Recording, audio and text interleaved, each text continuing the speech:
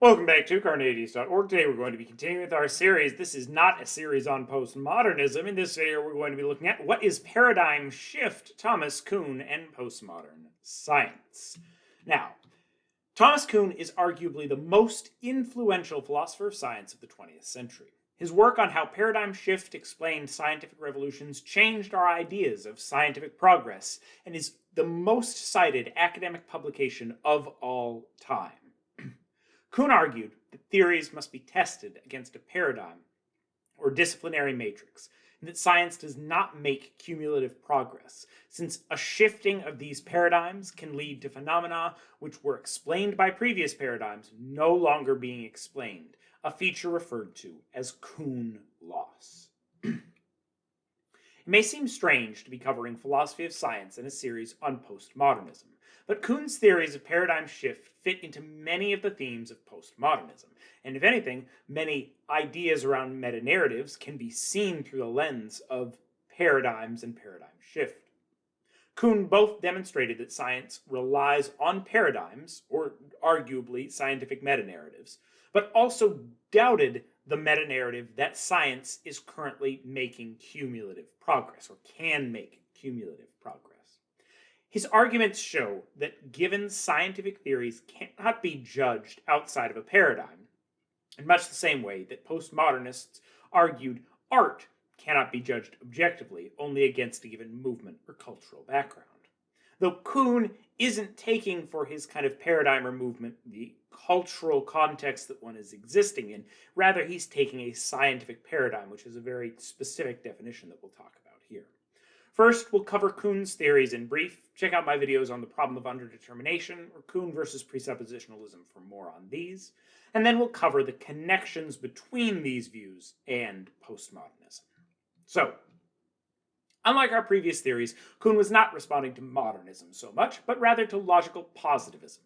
A full definition of logical positivism will have to await a future video. It's a complex position in some ways. But for our purposes, we'll focus on the positivist description of philosophy of science. For the positivist, science was a cumulative endeavor. Individual theories were tested by applying the scientific method to the theory and the evidence. Regardless of if the theory were falsified by the evidence or if the theory were supported by the evidence, we gain information. Therefore, we continue to make progress in science through the examination of new evidence and new theories. We're always making progress because any individual test will either falsify a theory or support it. In either way, we're gaining information. We're never losing information. Science is always making cumulative progress.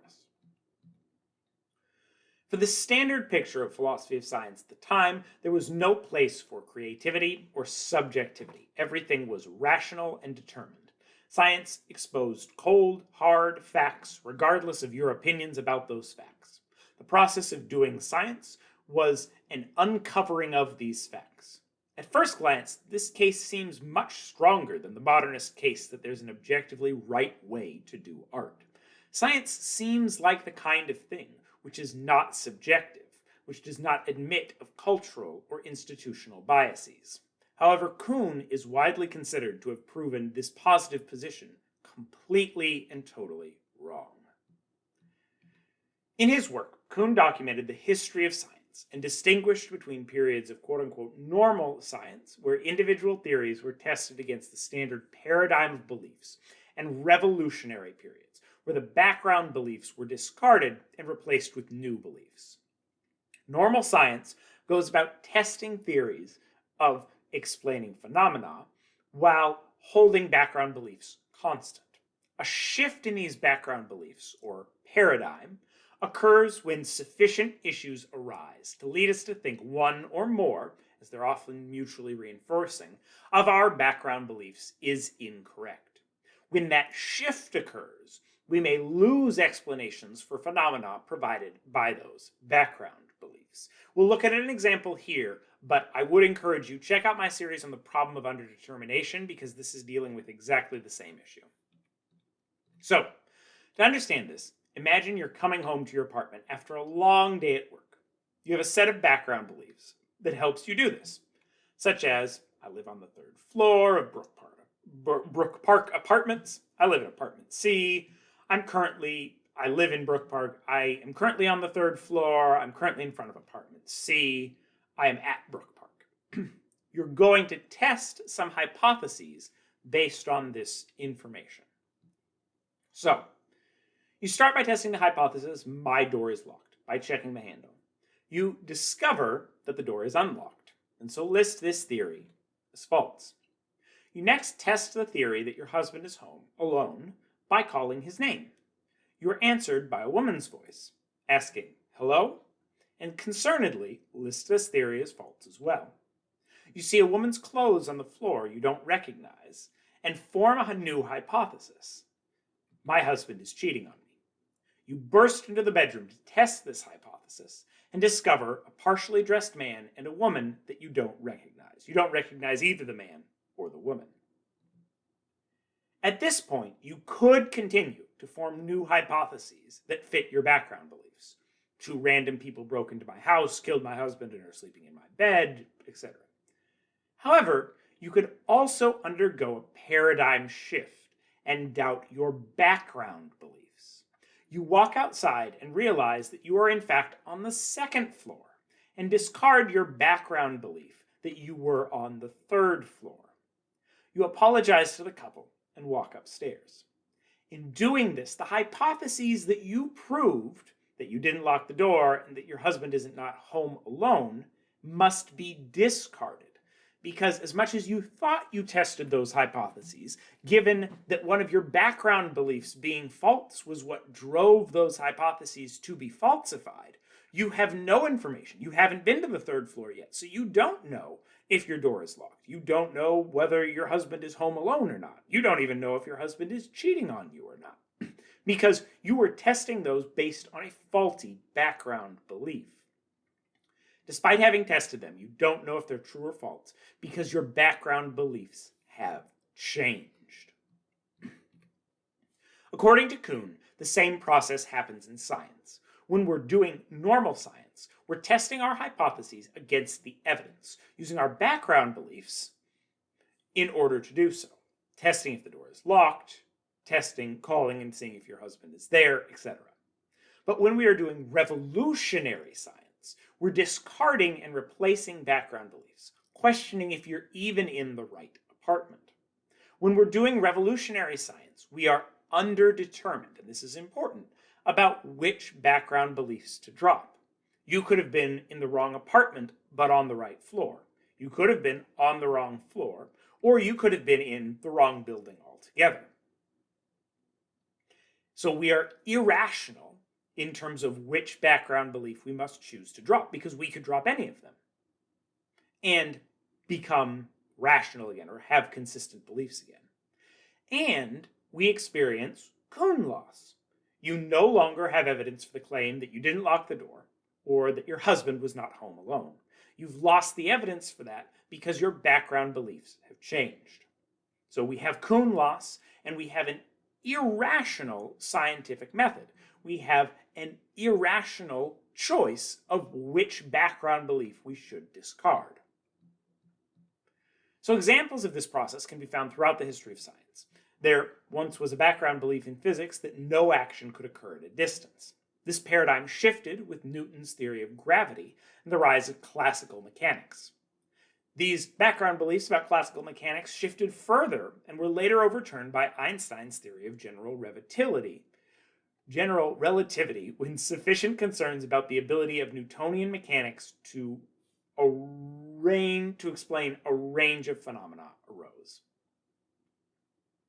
In making these changes, things that we thought had been proven were taken away, repudiating the claim that science makes cumulative progress.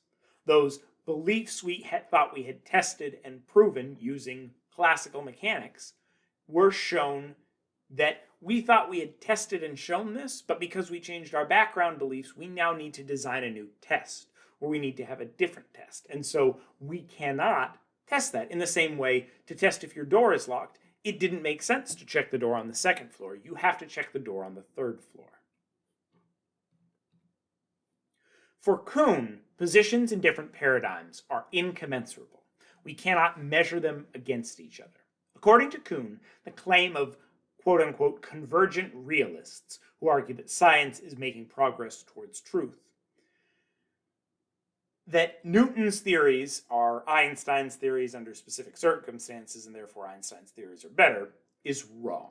Newton made claims about conversion of mass, which Einstein's theories deny. These theories fail to reinforce the same things, or to reference the same things, and make contradictory predictions, and are therefore incommensurable. We can't claim that one is better than the other, because the only way we can test them is against a paradigm, and they themselves are paradigms. Kuhn noted that we are underdetermined as to which background beliefs to discard when undergoing a shift in paradigm. He argued that this would lead to various branches of science operating under different paradigms, bifurcating science, and therefore making the idea of science pursuing a single objective truth impossible.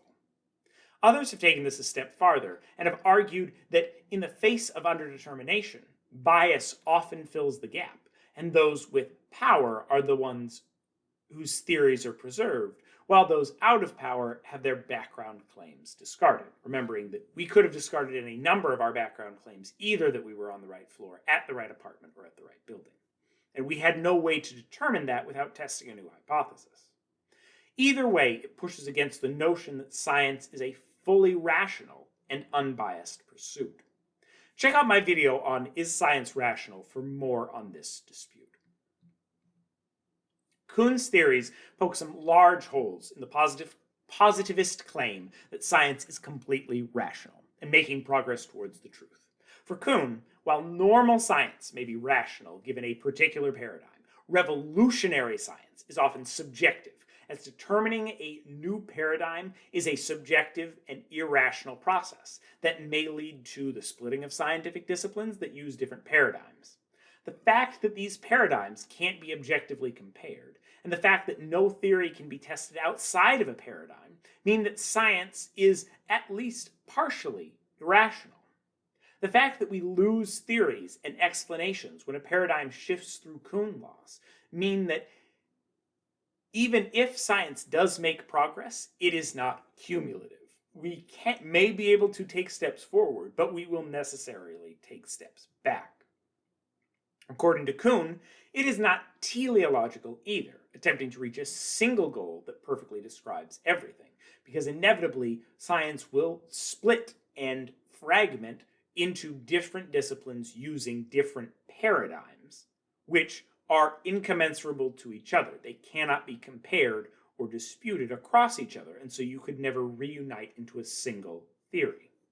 Rather, for Kuhn, science is like evolution, with different disciplines adopting different paradigms, splitting off, and filling different niches, and in doing so, becoming divorced from philosophy and its epistemic underpinnings. Now, there's also a sense in which individual scientific theories which explain and predict empirical data points are themselves metanarratives. They put a story or a message to the data and the information that we have.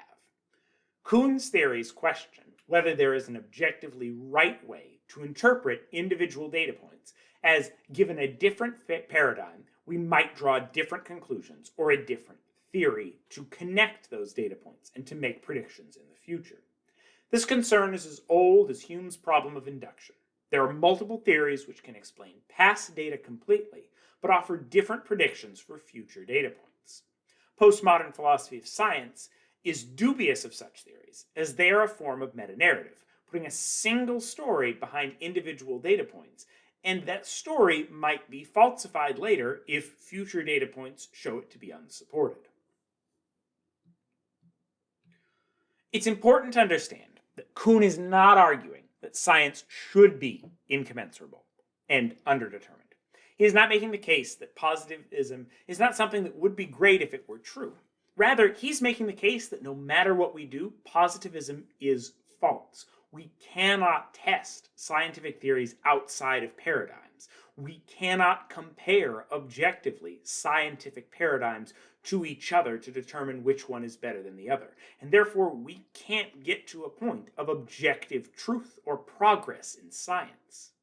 No matter what we may want, scientific theories cannot be compared outside of paradigms. You can complain that this is the aestheticization of science and that it leads to a loss of objective truth or meaning, but that doesn't make it false. Simply because you are concerned about a lack of objective truth doesn't mean that we don't have the ability to prove something true or false. You may really want to know exactly how many life forms are alive right now, but it may be actually impossible to know that. And if it is actually impossible to know that, it doesn't mean that the theories that tell us that it's actually impossible to know that are wrong just because you don't want them to be and you want to know that. It could be that there are some things that you can't have.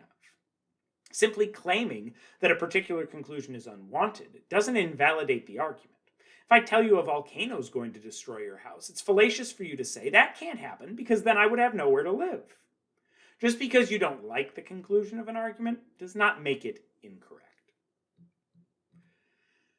Stepping just briefly over the analytic continental divide, it's worthy of note that Lyotard also speaks of the impact of postmodernism on science. And we're going to cover Lyotard more extensively in our video on truth, I think. But just to touch on it here, one of its concerns is that according to the scientific method, knowledge can only be legitimated through experiment and empirical testing, that this so-called scientific knowledge is superior to narrative knowledge. However, Lyotard points out that the scientific method itself cannot be legitimated by experiment, but only through narrative justification. And therefore, scientific knowledge has no higher status than narrative knowledge, because any scientific knowledge is gained through the scientific method, and the scientific method itself is supported through narrative knowledge. Kuhn's argument could be viewed as a more specific case of this, which does not challenge the justification for the scientific method as a whole, but rather each individual scientific paradigm as not being justified by anything other than convention. Just as Kuhn notes that the scientific disciplines will splinter without a uniting paradigm, Lyotard also worries that all academic disciplines will splinter without a uniting connection to epistemology and truth. And the phenomenon of Kuhn loss supports Lyotard's incredulity towards the specific Hegelian metanarrative that we are progressively gaining knowledge through a process of thesis, antithesis, and synthesis towards a total knowledge of everything. So even with, on the continental side, we can draw these connections between kind of continental perceptions of postmodernism and postmodernism about science with Kuhn's theories of paradigm shift and Kuhn loss. The linkages between philosophy of science and postmodern art are fewer, but there are still many links between these different disciplines that seem to me to justify a case for postmodern science being broadly classified under the same umbrella as things like postmodern aesthetics. So, for positivism, you have objective facts. Science is making progress towards objective facts about reality. It's a process of uncovering the truth, not a process of iteration. Whereas for paradigms and postmodernism, scientific theories can only be judged relative to their paradigm. Outside of a paradigm, you cannot judge a scientific claim, because you don't have any background beliefs to judge it against. The positivist has faith in metanarratives. Science has stable background beliefs that are cumulatively building. Theories that link together pieces of evidence are objectively right. There's an objective right way to link together a set of pieces of evidence. Whereas the postmodernist has skepticism of such metanarratives. Scientific paradigms can be doubted and do change, sometimes losing explanatory power. Theories are simply stories we tell to link together the best explanation for evidence at a given time and may change when we have new evidence. For the positivist, the final product is primary. A theory can be judged on its face alone based on the evidence. For the postmodernist, the process is primary. Theories must be judged on the basis of a paradigm. Unless a theory is self-contradictory, the only way you can falsify it is against background beliefs and evidence, not on its own. For the positivist, gatekeepers are needed to preserve institutions. Scientific institutions make objective, rational choices about which theories to keep and which to discard that are based solely on the evidence. Whereas for the postmodernist, gatekeepers serve to preserve existing power structures. Institutions are underdetermined as to how to act when paradigms are challenged, and can privilege those in power because there is an underdetermination of which views should be discarded and which should be kept, which background beliefs we should keep and which we should not. For the positivists, work transcends any place or culture. Scientific theories can be judged on their face alone, whereas for the postmodernist, works are culturally situated, theories must be judged in a paradigm and are incommensurable otherwise. And finally, for the positivists, there's one interpretation. Science leads us to a single, rationally determined conclusion. Whereas for the postmodernists, there are multiple interpretations. Revolutionary science is not determined and can lead to different disciplines accepting different paradigms completely validly with no contradiction inherent in them. Now, as a skeptic, I'm hesitant to offer objections from the positivist viewpoint, since it seems to me that the positivist's position is deeply flawed, as it seems to many philosophers. However, there are objections to the idea of paradigm incommensurability, which could be offered from the point of view of the skeptic or scientific instrumentalist.